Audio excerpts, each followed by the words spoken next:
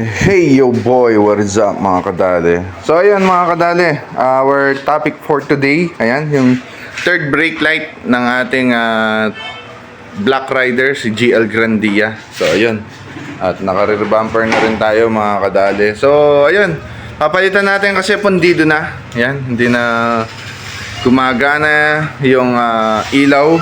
So ayun, ito yung pinalit natin. Sayang, baka sulit na rin to nung stock na, pinaka-stock niya, ayan. So, pundido na mga kadali. So, I decided na palitan siya mga kadali.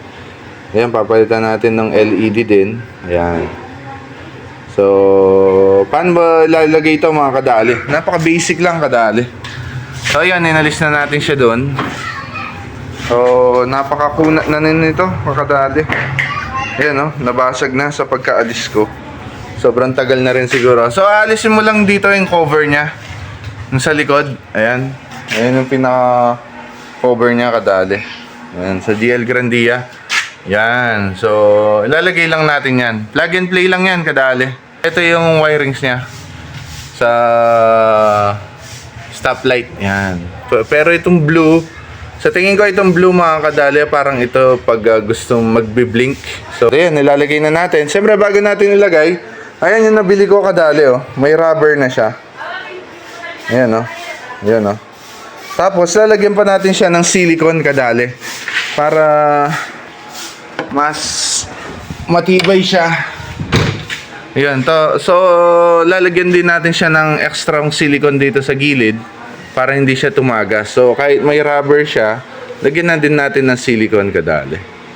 Yan. So, tignan natin mamaya yung kalalabasan nito kadali. And ayun na nga mga kadali, linagyan natin ng doble silicone, sinilikon natin kadali. Yan, para pag dikit nito, ayan, may rubber na siya. Yan. Tapos meron pa siyang silicone doon mga kadali para hindi talaga tumagas. Yun. Yan yung LED. Full LED, oh. Lahat. Oh.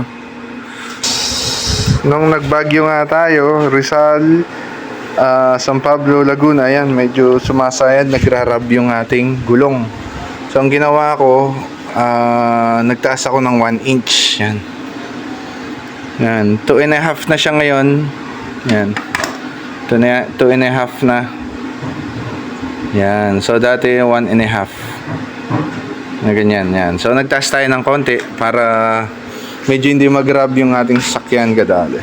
And, ayun na nga mga kadali. Try natin. Testing. Testing natin, yan. Sige, preno.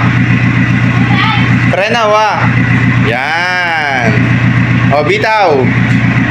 Preno. Ayun. So, isa pa. Bitaw. Preno. So, ayun. Down below mga kadali, kung ito nga yung kulay blue nga niya na wire is para mag-blink, yung parang blinker yung ano. Pero hindi na natin i-connect to kadali. So, ayun. Hindi ko na i-connect to. So, yung blinker niya. So, ayun lang. Ganyan lang ka-easy, ka-basic. Ayan, oh, plug and play. Lalagay mo lang. Tapos, lalagay mo ulit yung cover niya dun sa cover nung pinaka tail light niya na third brake light. Yan. So yung cover dito ilalagay. So ayun kadali, that's for today mga kadali. Yung third brake light na palitan na natin ng LED. Mga kadali, ang gagawin nito electrical tape na lang. Tapos all goods na mga kadali. So kung may questions kayo mga kadali, may tanong, just comment down below. At thank you very much for watching. And ayun, nangaligot tayo ng third brake light natin kadali para maliwanag yung third brake light at hindi siya masyadong malabo mga kadali. So ayun, this is your boy Kimpoy Dale, Mr. Worldwide Dale. Ingat lagi, ride safe lagi sa daan kadali.